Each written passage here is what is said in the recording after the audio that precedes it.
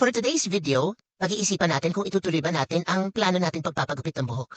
Nag-google na nga pala ako ng pwede kong maging peg picture. Ito nga pala yung hair ko ngayon. Pangit na, ang chararat na niya, hindi mo na maintindihan yung kulay. At dito na nga ako, nakapag-decide na ako, pumunta na ako dito sa Index, malapit sa amin dito sa Taguig. At tignan nyo guys, tatay lakad sa kanto kasi iniisip ko pa rin ko, itutuloy ko ba tong decision ko na to. Pero dahil nandito na din naman tayo, pumasok na lang tayo guys. Nakaupo na nga ako sa hot seat at kung wala nang atrasan pero sa mga oras na pinag-iisipan ko pa rin kung itutuloy ko ba. Kung babagay ba sa akin yung ganong gupit ka.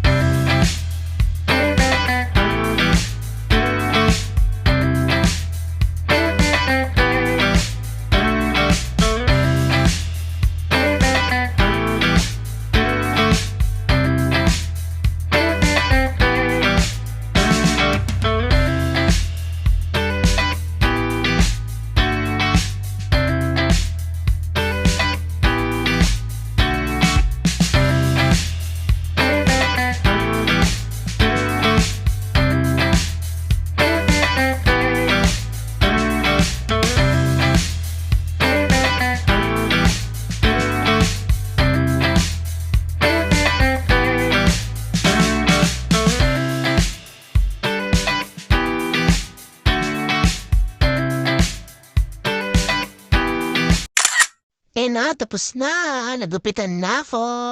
Charan! Shorter na si Inday. Siyempre, nagutom tayo kaya pumunta tayo dito sa Inasal. Pero ito ay Inasal, Quiapo na. Dahil Sunday na ngayon, naisipin ko na rin pumunta sa Quiapo at magsimba na rin. Since matagal na rin yung huling beses na pumunta ako dito sa Quiapo Church. Mas madalas kasi sa Baclaran ako napunta. Pero ayun nga sa sobrang gutom ko, ang dami ko na kahit may nakita pa kanyan, may gusto kong bumili. Pero syempre dahil may pupuntahan tayong simbahan, hindi ko na binili. Andito na nga din pala ako sa labas ng Quiapo Church at medyo nalito ako ng slide kung nasan yung entrance nito.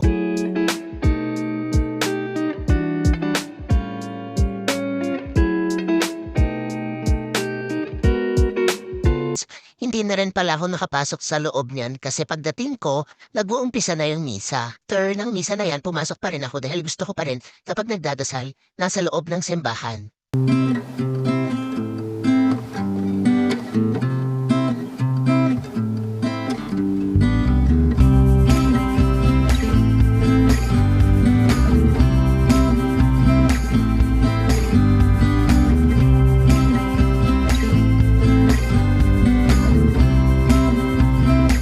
At na-bless pa nga pala ako sa labas.